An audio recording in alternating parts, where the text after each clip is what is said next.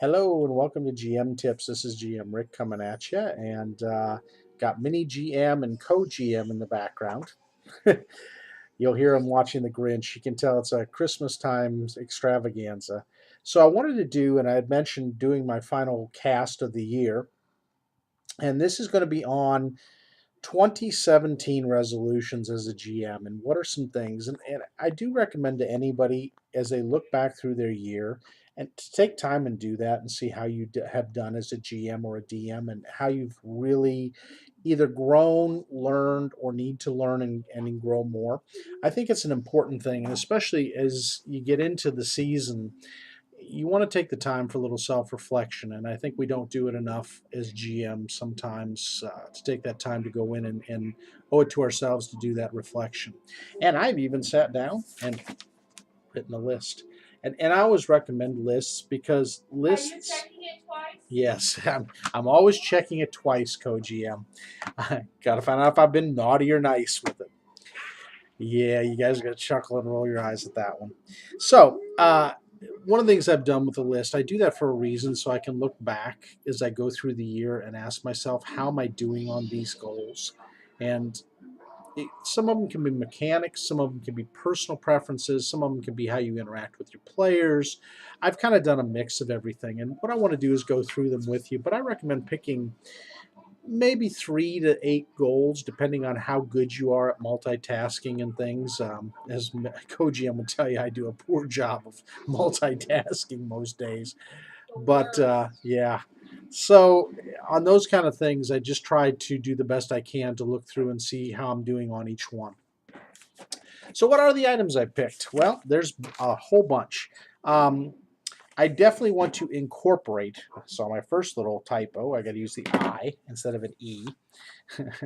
Jeez, like an encounter. I'm incorporating. No, incorporating. Incorporate more intrigue and use it more. And what do I mean by that? Well, the ultimate intrigue is one of the guides that I use, especially for social encounters. And I think it's usable for any system, whether it's D20 GURPS. Um, Open Legend, you can use that and really involve social encounters. And that's the way I look at things because not every encounter is going to be combat. And I want to have more of those. So, more of your heists and your jobs and your side jobs and finding out the dirt on some of the NPCs and maybe leveraging things to help reach the goal, the overall goal of the campaign. I really want to utilize that a lot more. I think one of the things my player Max really taught me this year was he really loves the intrigue element. Allows him to be a social combat versus a roguish combat artist, and it helps a lot because he does really well with it, and he dumps a lot into his skills. So I think as a GM and a DM, that's one thing that all of us can do more of is put in more intrigue, put in more things where you award bonuses, boons, banes, XP, whatever you use to award your PCs, your player characters. Utilize much more social combat, and there's a way you can go through it, and you can put DC challenges to it that they have to use their skills, and along with the DCs, don't just make it the role, make it how well they go through the story, because I think both of those can really play in. Like, for instance, if they've really thought it out well, I may give them bonuses to their roles to achieve it because they've really incorporated things they've learned along the way to utilize that to win the social battles that they're going to be in. And the verbal battles are sometimes the most difficult. They're more so than the physical combat because you really have to think about, how am I going to interact with that NPC? How am I going to leverage things? How am I going to utilize things that will attract them or will stump them? And so that's something I want to do much more of, and really make sure I study the ultimate intrigue in much greater depth and then really adapt it to what I'm trying to do in the campaign I'm running. Incorporate more mechanics of horror and the horror adventures. Now, what are those kind of things? Well, a lot of them come out of games like Call of Cthulhu with Chaosium, and that's things like insanity, corruptions, and other things that affect and afflict players and NPCs. I think those are just fun. When it comes to just the really twisty turny, whether it's a Fey incursion dealing with it, whether it's some other planner, group, whether it's the Dark Veil creatures like the Cthulhu creatures, those are all things that I love to throw in there because it just throws an extra air of fun into the things you encounter. So you're always on your toes and things can affect you and how your player views life. So I really want to do a lot more of that and learning that. I've read through the book pretty thoroughly, but I want to go back through and make sure that I'm utilizing it in a way that makes sense, that's cohesive for my players. I think it adds a lot of fun and spices up the campaign. I want to have more planar things going on. Whether it's to the elemental planes, the positive plane, the ethereal plane, the astral planes, I want more of that occult aspect to it where they're doing more travel and having incursions from those areas. Because let's be honest, those planar creatures are always looking at ways to gain ground in the material plane. So it's something you can easily throw into your adventures and spice it up a little bit. It doesn't make it the same old when you're running them and playing them. So it adds a little spice to it, and they can make maybe journeys over to those planes to find items that are much rarer to find in the material plane that will help them in the things they're trying to accomplish. I want to do 1 to 2 either roll 20 or fantasy ground one shots. I really do want to do that in between breaks and talk with my fiance about that. That's something I've got to schedule in so I'm not overdoing my month. And that's one thing I remember I brought up to you guys is don't overstay your welcome with doing too much RPG, especially if your significant is not into it as much. You really don't want to burn that bridge because that person can be either a real asset and real helpful for you, or they can be a real unhappy camper and make your life a very miserable place. So I'd like to do I'd like to do more of that. So you'll get the little peanut gallery from my fiance in the background throwing jabs and comments through these. It's always fun to have her around when I'm doing these. So I want to do some more of those. I think because the diversity, like I'm going to go do Stan Lee's Nerd Year Eve, um, and run 2 sessions of Pathfinder down there. I think that's just great because it gets me with different players.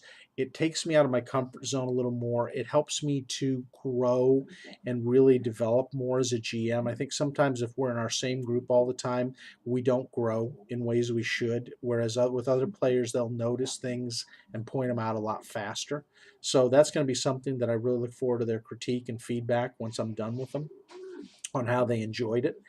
Um, I want to learn Open Legend. I finally have done the thing. I contributed to their Kickstarter. Really love the Open Legend creators. Great bunch of people. Got my name in the book. Look for Rick M, the GM, and Maury in there because then you'll see I'm one of the co-contributors in there that's getting my name thrown in there. Yay! Not that that does a lot other than just get your name in a book, but I'm excited about that because it's something I helped them play test a little bit and work with. And I really enjoy the system. I think as I get more and more into it, I'm enjoying it much more, especially after watching Amari as Dawn and watching Bronze Girl do her thing as GM there. It really has inspired me a lot more to want to learn the system. And also Pure Steam. Pure Steam is another one that I want to try out someday with my folks. I've got the Go West one coming in soon, so that's going to be really exciting. I'll have both halves of it, and I'll be able to run that a lot more. It's kind of like a steampunk Deadlands Pathfinder, which I'm really excited about and looking forward to. I want to have more three-dimensional NPCs with their depth, and that's something I really want to work a lot more with. Is developing the NPCs in such a way that they are really a part of the party's lives. I think I've done that more with Remily in the current adventure. I've done it some with a couple NPCs, but I haven't done it near enough. I need to get more depth in there when it comes to running these and really giving them personality and life. So I really want to distinctly think about and write out some notes about what do I want them to be? How do I want them to go as NPCs? I think that's important too. Sometimes we just play the NPC and we don't really think about what are their goals. We leave them very one-dimensional or two-dimensional at best. And so the players really don't get connected to them in any way, shape, or form. So I really want to include a lot more depth to these people, give them personalities, quirks, ticks, voices. I try my voices. I always get chuckles from everybody when I do my voices. Yeah. Co-GM over there is chuckling already. But yeah, you can't emphasize in reading a book. Yeah, I know, right? She's giving me a hard time with mini GM and my book reading. She loves it. She likes to poke. So I want to do that a lot more. I want to make sure, and this is a real important one, is to listen to my players' needs, especially if my players are emphasizing where they want to go with their characters, what they see, what their high points are, what they love in a session, or their disappointments. I really want to listen to those and take that into account. I think, again, you're not always going to please your players. You just won't. And you're not there to just be a money bank. You're not like the banker of GM, but you are a storyteller, a builder, a framework designer. So when you design your framework for your players, you really want to listen to what they enjoyed, what they really wish could have gone smoother, um, and really grow and develop. I do that with my job. I ask for things that I need to grow in. I do that as, I think, a fiance. I need to do it more. I've already heard some things that my fiance said to me about be more affectionate, and I'm trying to be.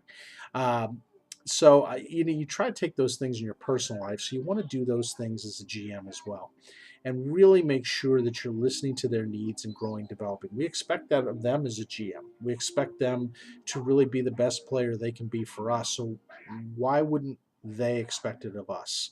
And I think that's a really key point, is to make sure a couple times through your campaign that you ask your players, how did you think I did?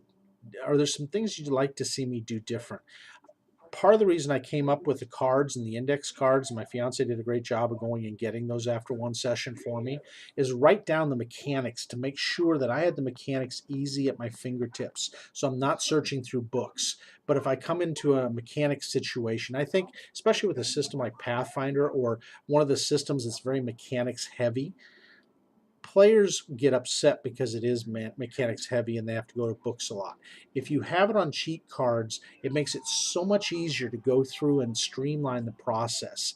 And she got me the rule cards as well, which she does that a lot. She'll go out and get little card things for me. So I've got condition cards. I've got all these things that I throw out on the table that make it so much easier for players to know exactly what the rules are. And so we learn the rules and re-emphasize the rules. So that way it's streamlined and there's no cumbersome process with it. And that's something Pathfinder gets knocked at about.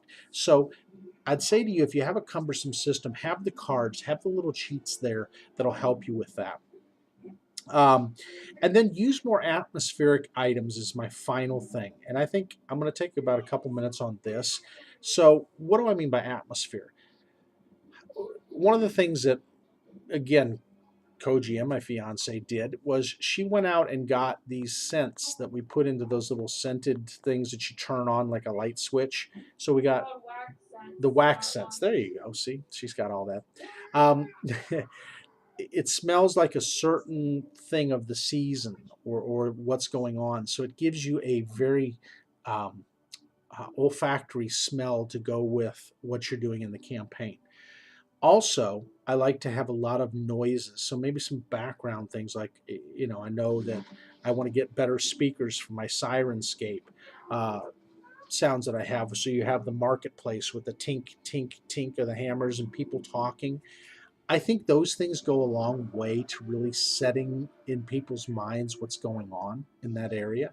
Um, Props, having a lot more props. I mean, some of the great things of having a fiance that works at Michael's is that she goes out there and gets me trees and other things and decorates them up, and I'm able to put them out onto the board and do these different things outside my minis to give it more depth. So it's not just a erasable marker drawing on hexes. It's literal three-dimensional, so they can see where things are at. So I want to do more of that. I want to try to get maybe some kits with houses and parts of a city that I can put together and put out there. I know I've gotten some things, and my fiance worked with me to get those for Egypt for the mummy's mask. So we've got some things that are done out of sandstone and some of the other stone that we're going to paint and put together and really utilize to give it that feel that you are in the desert, that you are literally in these types of ruins, so that the players feel that feel when they look at things. And then do a lot more pre-made grids. That's one of the things that the Order of the Amber Die did really well that I'm convicted of. They play a couple times a year, but their GM takes butcher paper with hexes on it, and he will draw out a whole grid. So he doesn't have an erasable. He just has a permanent one that he can lay down, and then he covers areas with the fog of war. So basically covering up with blank papers so that you can't see any farther than what you would naturally see as a player. But it's really good because what it does is it sets you up to have what the room layout is, and you're not always trying to draw it on the fly. And I think for me, that's something I want to do a lot more in my prep. If when I do my prep, is having those ready so that I just whip them out and go, and it makes the adventure go that much more smoothly. So these are some things that I see in myself that I really want to grow, and there's many more things, but these for me, I think are the things that I took the most away this year, on points that I really want to grow in. So make yourself a great list on this, and then you can see complete. You never really complete, but if you work on it, give yourself some milestone dates that you can write, okay, I've been doing this since this date, and then you can get some feedback on. So these are the things. I hope you guys had a great 2016 of gaming. I know I have. I've had a lot more fun this year than 2015, and I'm looking forward to 2017 because I think it's only going to get better. And I really appreciate all of you following me and giving good comments. Just one quick shout out. Thank you, Terminally Nerdy, for our Terminal Nerd. Terminally Nerd, I think, not nerdy. Great guy. Really appreciate that he's given me a lot of advice on time frames and everything else, and how I'm doing. I appreciate all the other ones of you that have taken time to make comments for me. Too many to list, and per his advice, I'm not going to list everyone out. I may pick one or two of you guys that I throw out there every time. But I really appreciate all the feedback that you give me, and continue to do that. It helps me to improve on these, to give you more of what you want, especially, if you see some things you want to see talked about that have not been talked about by other GMs or DMs. Please, look me up, Rick M the GM, with a capital R, a capital M, and capital T for the, and then capital GM. Look me up on Twitter. Send me a little DM in there, a little message, that direct message that goes to me and says, hey Rick, loved your thing, or I really want to see you grow here. Perfect. Or you can also find me on Facebook under Rick M the GM. I'm also there, so you can look me up, and I'm more than happy to take any comments or advice from you guys that you have. Have a wonderful holiday season, everybody. Have a lot of fun in gameplay. Make sure you give a lot of love to those people in your life that let you and really support you in your hobbies and gameplay. I really appreciate Kim and all she does. And then Minnie GM. She also is real supportive of me in my gameplay, and just all my family members. I really appreciate you guys, and have a great one.